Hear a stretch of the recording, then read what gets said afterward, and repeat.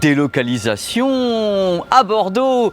Bonjour et bienvenue sur le média YouTube surmedio.com pour un grand déballage. Alors on est venu ici à Bordeaux parce qu'en même temps je n'étais jamais venu voir le magasin de Bordeaux qui est super intéressant, qui est super joli, et en même temps on va parler de produits de rêve, trucs qui me font vraiment kiffer depuis très longtemps, la marque Name, la marque anglaise Name. Mais avant on va pénétrer dans l'antre, entrer dans mon antre.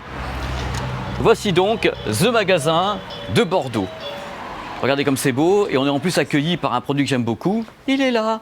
C'est justement un produit Name, puisque c'est le Muso 2. Donc, quelquefois les gens ne connaissent pas vraiment la marque Name, en tout cas ce modèle est vraiment très connu, il est iconique parce que c'est un tout en un qui m'a toujours fait rêver, qui m'a fait kiffer de folie. C'est vraiment un produit excellent. On ne va pas parler que de ça, on va aller justement dans un showroom tout de suite pour parler avec Mika de la série 200 de Name, et croyez-moi, c'est du super lourd. Alors restez bien avec nous parce que Mika sera là pour vous en parler, ça va vous faire littéralement rêver. Allez, on y va.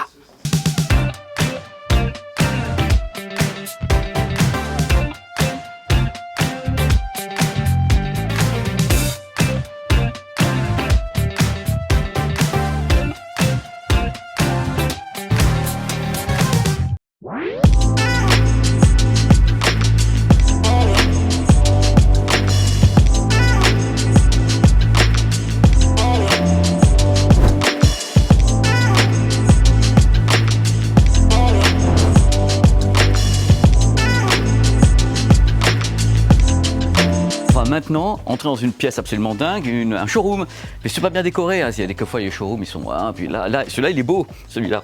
Donc Moonwalk, quand même le mec, je sais pas où je vais, hein. Je connais pas bien le magasin. Regardez un petit peu cette merveille de showroom. Welcome. Vous allez voir tout de suite les objets du daily. Ils sont ici. Voici donc la nouvelle gamme Name, la série 200. Alors on va parler des 3 produits parce qu'on considère qu'ils sont complémentaires. Alors il y a un truc intéressant. Celui-ci qui est ici est donc l'alimentation. Celui-ci est le préampli de stream. Et celui-ci, non c'est celui-là l'ampli de stream. Et celui-ci, c'est l'ampli. Bref, c'est 3 produits étonnants. Vous allez voir, alors j'appelle ça la foire aux 7000 parce que Name a réussi un truc que je ne pensais pas qu'on pouvait faire dans ma carrière. Ils ont réussi à mettre les 3 produits au même prix. Comme ça, il n'y a pas de jaloux. Alors que ce soit l'alimentation, que ce soit le stream, que ce soit l'ampli, c'est 7000 €. Voilà, c'est merveilleux. Alors on va en parler ensemble, mais je ne vais pas être tout seul pour en parler. Mika va venir en parler avec moi, je vais un petit peu l'interviewer. Je l'ai donné, donc je vais quand même lui poser des tas de questions, parce que ce sont des produits passionnants, et on est très content de vous les faire découvrir dans cette vidéo de surmedio.com, ici à Bordeaux, dans le showroom merveilleux. Regardez un petit peu de la décoration comme ça. On a rajouté des petits éclairages un peu pour faire boîte de nuit, parce que quand même c'est des produits qui en jettent, quoi. Pensez bien, je ne vais pas faire ça tout seul, j'y connais rien du tout. Ça, c'est connu, c'est notoire. Donc, je vais vous montrer à nouveau cette merveille, la série 200. C'est quand même, c'est très bon. On vous a mis un petit Pink Floyd ici. On a hésité avec d'autres artistes. On voulait Phil Collins, mais bon, ça passait mal, paraît-il. Donc voici donc la série 200. Mais ce qui est le plus important de la vidéo, c'est pas ça. C'est l'arrivée de Mika. Salut Mika. Salut Pépé. Comment ça va Mika ? Bah toujours bien, comme toi. Oui, mais moi je suis content de te recevoir, parce que je t'avais vu déjà sur un plateau en plus. Oui, on avait fait vraiment un truc, c'était hollywoodien presque. Alors Mika, est-ce que tu peux me redonner ta petite fonction ici en France ? Alors, je suis chef de marché pour Name en France. Donc c'est moi qui gère tout le marché Name sur la France. Tu es l'homme de la situation. Et c'est pour ça que tu es là, et c'est pour ça que je refusais de faire cette vidéo sans que tu interviennes avec moi. Tu sais, dans les coulisses, non, tout s'est bien passé. Mais voilà, je suis content que tu puisses me parler de ces 3 produits. Alors, dans l'intro, on a parlé un petit peu justement de ce qu'étaient ces produits. Tu veux qu'on commence par lequel ? Par le streamer, par l'ampli, par l'alimentation ? Bon, on va commencer par le préampli streamer. Alors, le préampli streamer, c'est la belle bestiole qui est ici. Ce produit. Est-ce que tu peux m'en parler un tout petit peu ? Parce que je le trouve passionnant, parce que bien sûr, même si je n'ai pas l'air, j'étudie un peu les produits, j'ai les fiches et tout, il est passionnant, il sait tout faire, cette bestiole. Alors, c'est un préampli streamer. On a décidé, pour cette nouvelle gamme 200, de faire un préampli streamer. On avait déjà dans l'ancienne gamme un préampli streamer, mais qui était moins évolutif que celui-ci, puisque celui-ci, on peut faire les mises à jour en ligne, tout est direct. On a retravaillé complètement toute la série 200 qui avait quand même 21 ans d'existence chez Name, ce qui est colossal pour une marque de hi-fi. Donc on a retravaillé et le design qui est beaucoup plus moderne que ce que l'était l'ancien, et c'est tout à fait normal. Et on s'est servi de toutes les améliorations qu'on a pu avoir, notamment avec Statement, avec tout ce qu'on a développé pour pouvoir créer cette gamme. Et en fait, là, on a un préampli donc streamer qui a les dernières fonctions de streaming comme on le retrouve sur tous nos produits aujourd'hui. Il a aussi un préampli phono intégré. Il y a une grande nouveauté, c'est que maintenant, en fait, les sorties ne sont plus en DIN, mais en XLR symétrique, ce qui fait qu'on va pouvoir se marier beaucoup plus facilement au reste des produits du marché. Si quelqu'un veut juste un préampli streamer de haute qualité et qu'il a déjà un bloc de puissance en XLR, il peut très bien juste rajouter le NSC 222. Name s'ouvre au monde. Mais c'est bien, c'est pratique pour les gens, parce qu'ils peuvent prendre ton produit et hop, balancer quelque chose d'autre derrière qui ne serait pas fatalement le reste. Alors, oui ou et non. Et puis, comme tu le sais, non. Chez Focal, on a aussi une gamme d'enceintes monitoring donc actives, donc on peut juste y rajouter un préampli streamer et avoir pouvoir piloter les enceintes monitoring via juste un très bon préampli streamer. Et voilà, un très bon préampli streamer. Alors moi j'ai plein de questions parce que là les gens le voient comme ça. Alors la connectique, tu as donc phono, tu as une connectique à XLR, tu as du numérique, de l'analogique, tu as tout ça à bord. Et au niveau du streaming, tu as Cobus, Tidal, tout est intégré? Tout est intégré comme dans les autres produits, comme on retrouve même dans le Muso, dans la gamme Unity ou même dans la série 500. C'est exactement la même plateforme de streaming, c'est exactement la même application. Donc quelqu'un qui va évoluer de l'ancienne gamme au nouveau ou de la gamme Unity vers ça ne sera absolument pas dépaysé puisqu'il utilisera exactement la même application. Donc c'est très fluide. Ça reste dans l'écosystème. Alors moi j'ai des questions qui intéressent toujours les gens. Les compatibilités au niveau de l'audio, on monte en 32 bits, on monte en quoi? T'es au maximum, tu es en DSD 128? Exactement, on est en DSD 128, donc tout ce qui est en dessous. Et c'est vrai qu'aujourd'hui, c'est un préampli streaming qui permet d'aller très loin au niveau de la hi-fi pour un budget, somme toute, très modique. Pardon? Pépé, 7 000 € pour un préampli streamer de cette qualité, ce n'est pas très cher. Je laisse les gens juger de la chose. Non, mais je connais le milieu, je suis comme toi, je suis dans cette profession. Je sais, ça peut vous paraître absolument dingue, mais en effet, par rapport aux performances de la bestiole, la conception XLR et autres, 7 000 €, j'allais dire parce que c'est triste à dire, mais en effet, c'est un prix qui est pas si exagéré que ça, même si les gens sont tétanisés avec les bras qui tombent. C'est beaucoup d'argent. Yes. Non, mais c'est beaucoup d'argent. Par contre, avant de juger du prix, il faut aller l'écouter, comparer avec ce qui existe sur le marché, et au final, on s'apercevra que effectivement, ça reste une somme, mais qui est tout à fait raisonnable compte tenu de la qualité du produit. Alors justement, on va rajouter un peu, parce qu'il y a des trucs qui me passionnent, moi. Est-ce que tu peux nous parler de choses aussi dingues que la lime torique, parce que c'est un truc qui est chez vous, ça. Oui. Name, donc DR, je prends mes notes et tout, le mec, il sait tout. Enfin, quand c'est rien, moi, j'ai les notes, moi.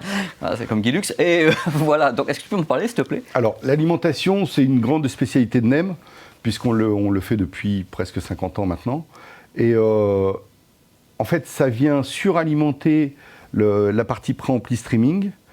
Il y a deux cordons, un qui vient booster l'analogique, donc toute la partie préamplificatrice, et un numérique qui vient booster la partie streamer. Et c'est vrai que quand on l'écoute, quand on va le découvrir, on l'écoute d'abord sans l'alimentation, et après on met l'alimentation pour découvrir ce que ça mène. En fait, ça fait passer le préampli streamer dans une autre dimension parce que ça vient vraiment suralimenter tous les composants qui sont très énergivores. Et ça ouvre le spectre, l'image est plus posée, plus de détails, plus de profondeur. C'est assez bluffant, c'est difficile d'en parler parce que c'est vrai qu'on peut se dire, tiens, mettre une alimentation qui coûte le prix du préampli streamer, c'est quelque chose pour le commun des mortels qui n'est pas forcément naturel, mais quand on l'écoute, on a du mal à revenir en arrière. Tu ne peux pas le dissocier dans l'idée de l'excellence, il faut que tu aies la lime à côté. Mais l'avantage, c'est que ça peut être fait dans un second temps, c'est-à-dire que quand le client vient acheter le préampli streamer, il n'est pas obligé d'avoir de suite l'alimentation, mais l'avantage, c'est qu'il aura entendu ce qu'elle fait et il aura sans doute dans un deuxième temps, envie de s'offrir cette alimentation. C'est complémentaire à 150% dans l'idée. Ah, mais c'est vraiment l'évolution naturelle du produit. Ok, j'ai d'autres questions parce qu'il faut qu'on aborde des trucs qui sont des choses très pratiques. Oui. Concernant les gens qui nous regardent, des trucs très simples. Chromecast à bord. Oui. AirPlay 2. Oui. Dans ce cas-là, quand tu es en Bluetooth, tu es en aptX. Oui. Donc il y a plein de trucs super importants pour que les gens aient un produit qui est parfaitement actuel. Parce que le truc, c'est que ce que les gens veulent actuellement, c'est bien sûr un produit qui est un streamer, mais qui correspond à tout ce qu'on attend actuellement dans l'écosystème, justement les mythes domotiques, mise en ligne et autres. C'est un produit qui est préparé pour demain déjà. C'est-à-dire que toutes les évolutions qu'il peut y avoir sont déjà prévues pour ce produit. Là, c'est un produit qui vient de sortir. L'ancien produit a une durée de vie très longue. On sait qu'aujourd'hui, tout va très vite. D'où les mises à jour dont tu Dont les mises à jour. Voilà. L'avantage, c'est qu'avec tous les produits connectés, depuis la gamme Muso jusqu'au ND555, quand il y a une mise à jour, c'est l'application qui le dit. On a juste à appuyer sur un bouton. Il n'y a rien d'autre à faire. Son prédécesseur, il fallait un retour en atelier pour une mise à jour. Là, en fait, c'est vraiment plug and play et ça se fait tout seul. C'est une super sécurité pour les gens parce qu'en fin de compte, ils n'ont pas de questions à se poser. Ils prennent le produit. Ils savent que s'il y a un truc qui se pointe, hop, il va atterrir sans se poser de questions. C'est en direct. C'est vachement bien en tous les cas. J'ai vu un truc également de caractéristique qui m'a fait un peu tilt. On m'a parlé d'une mémoire tampon. Est-ce que toi, tu peux me dire quelque chose là-dessus? Il s'agit de quoi, de la mémoire tampon sur ce produit? La mémoire tampon correspond au streaming, en fait. Donc, quand on est en train de streamer, il y a une mémoire tampon qui se fait au cas où il y a des micro-coupures. Ils le font tous, enfin tous les produits le font, ça peu ou prou. Oui. Et toi, en plus, tu es compatible Roon, c'est ça? Oui, tout à fait. Tous les produits NEM sont compatibles. Roon pour que ça aille très très vite en streaming. Exactement. Et que ça soit vraiment une solution pratique. Mais tous les produits NEM. Tous, directement Roon. Oui. Alors pour les gens qui ne sauraient pas ce qu'est Roon, on a une super vidéo sur la chaîne, même deux, qui expliquent le concept, qui est super pratique et qui est utilisé par la plupart des grands fabricants parce que c'est quelque chose qui est qualitatif au niveau du streaming. Ça apporte un plus. Très qualitatif. Dans tous les cas. Est-ce qu'on peut parler, parce que là, les streamers, ça m'a toujours fait rêver, parce que l'intégration en réseau, le fait qu'il y ait Cobuzz, qu'on peut aller avec des grosses performances, parce que c'est ça, il faut que les gens comprennent bien ce qu'est un streamer. C'est un produit c'est une sorte de garde de triage moderne, numérique, super rapide, qu'on fout en réseau, qui peut vraiment tout gérer et qui peut absorber des hauts débits par Internet. Si vous balancez en effet un signal sur Cobuzz, qui serait un signal en haut débit, en streaming, il peut le gérer et même l'améliorer, si je puis dire, et le balancer correctement. C'est ça le streamer. Et il est multipass quelque part, multitouche. Ouais. Et c'est vrai que tu cites Cobuzz, qui est un de nos partenaires privilégiés, parce que c'est vrai qu'aujourd'hui, en termes de qualité de son, en France, je pense... Mais ils ont été les premiers déjà. Je pense pas qu'on est mieux, puis surtout c'est français, Cocorico. Deezer aussi. Oui, mais Deezer n'envoie pas de la il s'arrête à la qualité hi-fi. Voilà. Il s'arrête à la qualité hi-fi. Il n'envoie pas des fichiers master, et c'est pour ça que l'application, en fait, quand Cobuzz s'est ouvert au monde, parce que quand c'était franco-français, moi je me battais avec NEM pour qu'il l'intègre en natif dans l'application, mais ils m'ont dit, Mickaël, t'es gentil, mais si on fait ça pour chaque pays, ça va être compliqué. C'est un événement localisé à un moment donné, tu vois, le village de Gaulois. Allez les gars. Mais quand Cobuzz s'est ouvert à l'Europe et aux États-Unis, là, il y avait un vrai poids. Il y avait un vrai poids, et effectivement, NEM a développé Cobuzz en natif dans notre application, ce qui permet de rester dans le même écosystème sans basculer sur l'application Cobuzz. Donc, en fait, c'est directement l'application qui va se connecter via votre compte sur Cobuzz. Ça récupère toutes vos playlists, toutes vos préférences, tout est intégré dans l'application. Et avec une qualité qui peut aller 24 bits, 192 kHz, qui va très très loin, parce qu'on rappelle, et moi j'aime bien le rappeler, ils ont quand même été les premiers en France, ils ont défriché un terrain là-dessus, ils ont osé le faire. Et c'est bien que des fabricants puissent l'intégrer parce que c'est un juste retour des choses pour travailler avec vous sur des produits pareils. Mais même pour nous, je veux dire que Cobuzz participe à la qualité de nos produits, puisque on pourrait faire les meilleurs produits du monde si on n'avait pas une bonne source de bonne qualité. Le produit resterait sur les étagères tel qu'il n'est pas aujourd'hui, on va dire. Attention, je tiens à dire un truc tout de suite, ils ne sont pas les seuls, Cobuzz. Il y a d'autres entités qui ont également de l'autre qualité. Apple Music travaille également en 24 et tout, tremblement. Mais disons, voilà, un petit cocorico quand même. Ils sont français, les petits loulous d'amour. Et puis c'est vrai que c'est une plateforme de streaming où on trouve des choses très variées, en très bonne qualité. Donc, il défriche musicalement. J'utilise beaucoup Cobuzz, j'utilise aussi Tidal. On a Tidal aussi dans l'application, mais C'est vrai que principalement, j'ai tendance à utiliser Cobuzz à titre personnel. Voilà, ça leur fera plaisir. C'est donc une belle vidéo sur Cobuzz. Non, mais c'est. Mais il faut en parler de ces choses-là. On est là pour parler entre nous. On est sur cette chaîne avec des gens sympathiques, de bonne famille en plus. Alors le truc, ce qui m'intéresse, Mika, c'est que tu me parles maintenant de l'ampli. Parce que les gens aiment bien rêver. Tu sais très bien. On leur parle d'un streamer. On leur dit voilà, le streamer va digérer les signaux. Il est là, c'est une carte de triage. Mais derrière, est-ce que ça pulse? Et là, tu as ce que je pointe du doigt. Alors, le NAP 250. Le 250. Le NAP 250 a une grande histoire chez nous, puisque c'est... C'est pas un de vos premiers? Ah non, le NAP 250 doit avoir 40 ans. C'est bien ce que je dis, c'est un de vos premiers? Oui. Tu me dis non. J'ai mes notes. Le mec a tout compris. J'ai mes notes. 75, il est né en 75. Ouais.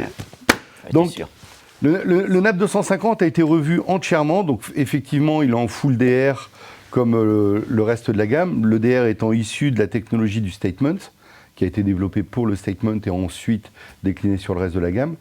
Le gros avantage, c'est qu'il a un transformateur énorme dedans. Il a un transphotorique énorme qui le pousse maintenant à 100 watts. Avant, l'ancien 250 était à 80 watts. Là, on est à 2 fois 100 watts. En fait, le NAP 250 et toute la série 200 a été développée effectivement sur des enceintes focales et notamment la Scala Utopia. Donc, carrément. Non, mais elle est quand même, c'est une très bonne enceinte. C'est une très très bonne enceinte. Moi, la première fois que je suis allé à Salisbury pour écouter les prototypes et que j'ai vu les Scala Utopia, j'étais très étonné. Parce que je me suis dit, un NAP 250 sur les Scala Utopia, ils sont tombés sur la tête, ces Anglais. Et en fait, aux premières écoutes, j'ai vite compris que le 250 aujourd'hui était suralimenté et qui permettait de driver des enceintes. C'était capable de le faire. Et était capable de driver une paire de Scala Utopia. Et très bien, c'est-à-dire que c'est pas limite, la Scala Utopia prend tout son sens quand on l'écoute sur un NAP 250. Parce que dans l'inconscient collectif des gens qui nous regardent, qui sont donc des gens qui sont dans la profession et des gens qui sont passionnés, moi j'imagine en effet la Scala Utopia avec une électronique comme ça, quoi. C'est un truc derrière qui va la motiver de ouf. Et là, tu me dis qu'avec le surplus de puissance que vous avez donné à ce modèle, vous êtes capable de driver sans aucun problème, sans que vous ayez une électronique qui est comme ça. On l'a fait jouer parfaitement bien. C'est juste... même moi, j'ai été bluffé parce que je connaissais l'ancien 250. Quand je suis rentré dans l'auditorium à Salisbury, j'ai été surpris de voir qu'ils avaient mis une paire de Scala. Et quand on a commencé à mettre de la musique, j'ai compris que ça faisait tout à fait sens. D'accord, mais là, en fin de compte, parce que la vidéo est sur ces trois produits, c'est ta série 200, là on peut parler d'un mariage de raison entre les trois produits qui sont cohérents, mais encore une fois j'aimerais rappeler un truc important, c'est que le premier, donc le streamer, peut fonctionner également, parce que les gens quand ils nous regardent, ils additionnent les tarifs, ils voient bord de rire, et donc si tu veux, au fur et à mesure, ils disent, bon, la facture est quand même très élevée, donc on rappelle que celui-ci peut fonctionner en XLR avec un matériel qui ne serait pas du NAME, on est bien d'accord sur ce point. Il peut fonctionner sur du matériel qui n'est pas NAME, bien évidemment. Il peut aussi, via une gamme de câbles compatibles, puisque c'est la première fois qu'on intègre de l'XLR sur les produits NAME. Voilà. Grâce à une gamme de câbles compatibles qu'on a créée, on peut aussi les connecter sur d'anciens produits NAME qui ne sont pas XLR, pour que le client puisse continuer à évoluer step by step, selon son envie. En mixant les gammes chez NAME, il n'y a aucun problème. Donc il y a une notion de puzzle, comme quelque part. Une notion de Lego, comme on l'a toujours fait. De Lego, parce que ce qui peut faire peur aux gens, c'est souvent les écosystèmes qui sont clos. On se dit, voilà, on ne pourra pas, là ça fonctionne avec ça. C'est très compliqué ça pour les gens, il faut comprendre. Alors, autant sur l'ancienne gamme, effectivement, il y avait un écosystème qui était beaucoup plus clos. C'est bien de le reconnaître. Puisqu'on utilisait du DIN et que c'était beaucoup plus compliqué de pouvoir s'ouvrir au monde, alors que là, avec l'XLR, on s'ouvre au monde complètement et ça reste quand même compatible avec les anciennes gammes NAME. Donc là, on est à la 9e génération de produits, c'est la 9e pour celle-là.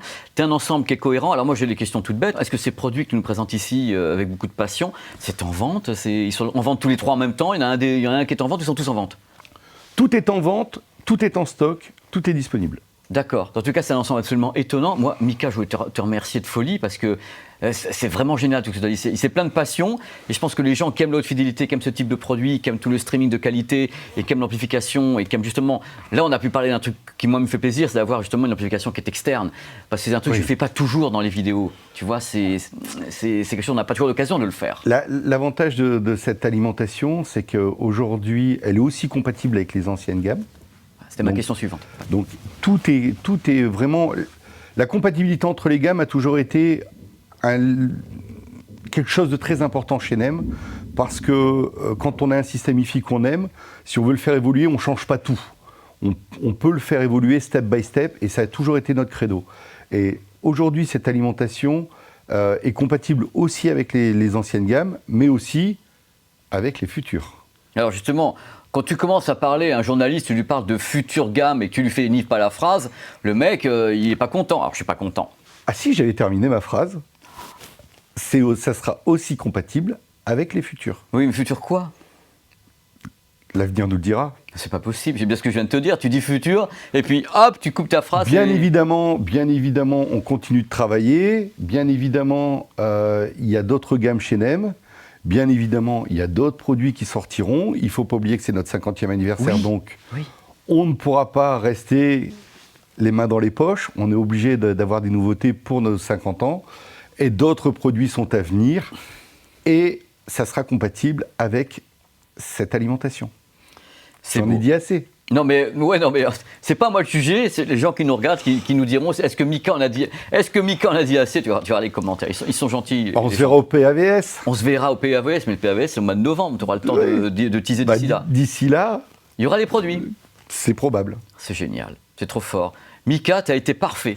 Merci Pépé. J'aurais pas imaginé faire cette vidéo tout seul parce que vraiment, on va parler un petit peu des coulisses. Normalement, je devais la faire tout seul. J'avais pris les notes et tout. Je dis mais Mika est là. Il faut absolument que ce soit lui qui soit avec moi parce que c'est des produits moi, qui me passionnent, mais personne ne peut en parler aussi bien que tu le fais, Mika. Ce sont les tiens, tes petits bébés. C'est vrai que c'est mes bébés. C'est une marque que je suis depuis très très très longtemps. Je t'ai pas né. Mais tu sais aussi que cet exercice n'est pas ma tasse de thé. Tu as été parfait. Je pense que les gens pourront dire dans les commentaires que tu as été parfait, Mika. Moi, c'était un plaisir que tu me parles de ces produits-là notamment parce que quand on m'a annoncé, j'ai regardé un petit peu les caractéristiques pour prendre les notes, ça m'a fait rêver. Surtout le streamer. Le streamer m'a vraiment fait rêver. J'invite tout le monde à venir le découvrir. Il m'a fait rêver. Et à se faire un avis par eux-mêmes sur la qualité des produits. Nous, en tout cas, c'est une gamme qu'on a mis très longtemps à développer. On voulait vraiment qu'elle soit parfaite parce que elle était très attendue par rapport au fait que ça fait quand même 21 ans que l'ancienne gamme avait été lancée. Donc, c'est des produits qui étaient très attendus et on a amené tout le soin, tout le perfectionnisme qu'on peut avoir pour essayer qu'elle soit le plus parfaite possible. Et j'espère qu'en tout cas, nous, on prend beaucoup de plaisir à l'écouter. J'espère que tout le monde, ou un maximum de gens, prendront aussi du plaisir à l'écouter. Mettez des bonnes enceintes, hein. Ah bah faut quand même... Mika, il faut quand même de l'enceinte derrière. Ah mais très clairement. Il faut de l'enceinte derrière, mais c'est le décollage quand même. Non, c'est très clairement, il faut des bonnes enceintes derrière pour donner tout son potentiel, pour laisser tout son potentiel s'exprimer. Voilà, le trio de l'amour, la foire aux 7000. Merci beaucoup, Mika, c'était vraiment un plaisir. Je te le redis, moi aussi, vraiment génial. Merci à toi. Je t'en prie. Et merci à l'équipe qui est ici. Lily, grand merci à tout le monde. Lily qui est ici et Nicolas. C'est une équipe tout ça et on est très très content de faire ces vidéos sur le média YouTube sur vidéo.com. On se retrouve très très vite. Il y aura d'autres trucs de prévus un peu partout, aussi passionnants que ces trois merveilleux monolithes. À bientôt. Au revoir.